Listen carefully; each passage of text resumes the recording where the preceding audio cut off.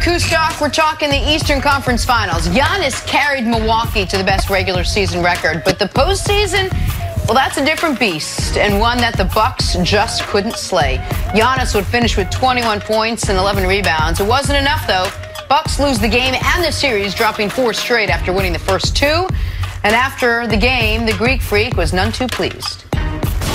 Obviously, when you're up 2-0, that doesn't mean nothing.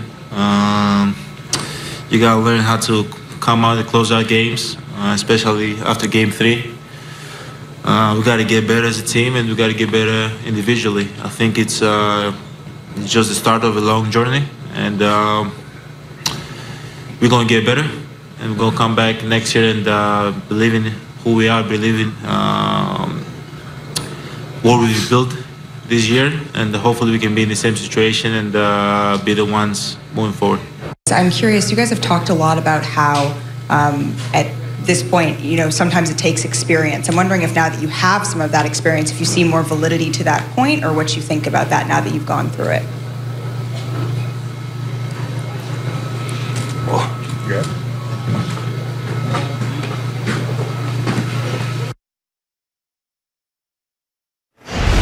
All right, Chris Sarah. Middleton's like, what? I know. Chris Middleton's like, his last one, he was ready to read a book. Sarah, what was your reaction to that? Probably Chris Middleton's reaction. They just lost 4 straight games. They lost an opportunity to go to the finals. Giannis Antetokounmpo was a guy who has been extraordinary with the media throughout the entirety of his career, front runner for MVP. We know the competitive will that he has, and we have listened to him talk after each and every game. I feel like you want to say something. You're covering the NBA, though. I know there's a reputation typically on TV or on stage. Give us his real reputation behind the scene, because I think you're kind of surprised. I'm surprised. I'm surprised because he is one of the nicest players you could find. You go in the locker room, he's joking, he's goofing around. He has always been a pleasure anytime I have been covering him. I know a lot of his teammates very well. Brooke Lopez, who has been with the team, who I've known for many years since playing with the Brooklyn Nets, and adores him. So was I surprised? Yes. I was surprised because of how respectful he always is with the media. Now, the backstory, of course, which I think you guys got into earlier, Malika Andrews was the ESPN reporter who I know and who I respect her work very well. She has been covering the team and around the team throughout the duration of this entire season, has relationships with all those players, with Giannis as well. There was an article that came out that she had clearly pre-written shortly after the conclusion of the game that talked about the pending contract of Giannis and will he stay in Milwaukee after the 2020 season. Some inside sources talking about the fact that if they were to go to the finals next season, that might help the case for Milwaukee to keep Giannis. I don't know. I have a hard time thinking. It's a quick turnaround from the time the game ends, you're upset about the loss, to get that type of information before you're getting to the podium.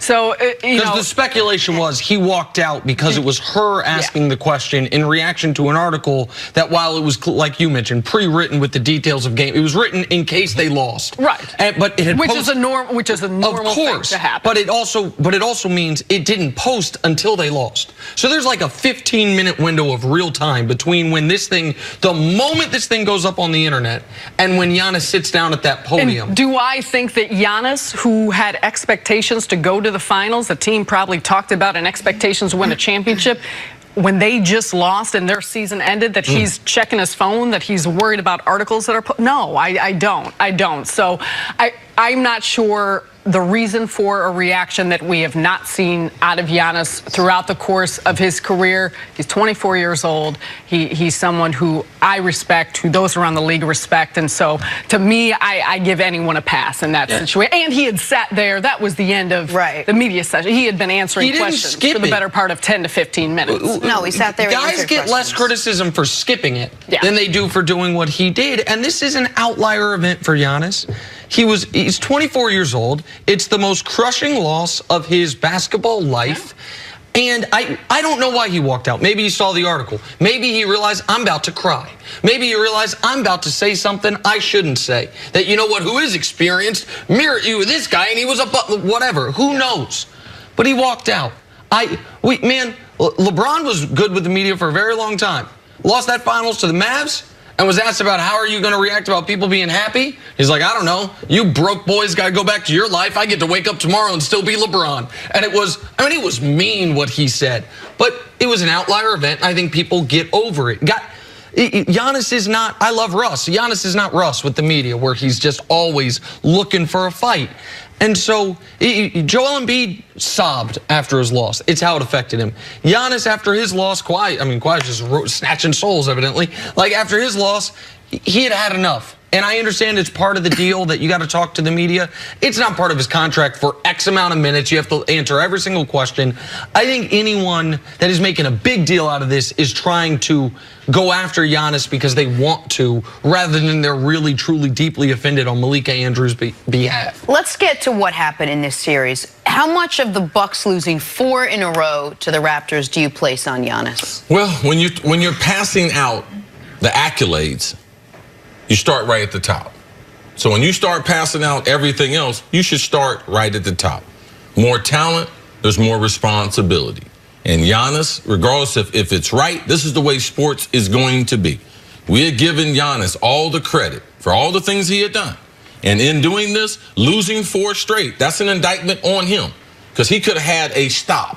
He could have made an intermediate jump shot. What about making one of them free throws? Yeah. Okay, how about that? Where your free throw percentage starts to plummet in critical situations. Now you start shying away from, am I going to drive because I don't like that 15-footer with no one defending me? So yes, that part should be real. I understand athletes in these press conferences, it's always hard. To me, it's like a wide receiver coach taught me. He said, finish the route. And that doesn't mean catch the ball and start running with it. That means finish the whole play so we can start the next play. I wish he had done that. He's got to finish developing his game. All right, that intermediate part, working in the low post a little bit more, and then we'll see a new and improved Giannis. I think that there's a lot of responsibility on Giannis, the way in which he played. I think bringing up free throws are important. Those are the things that sit with you. And I imagine that this is sitting with Giannis and will until the start of next season. When he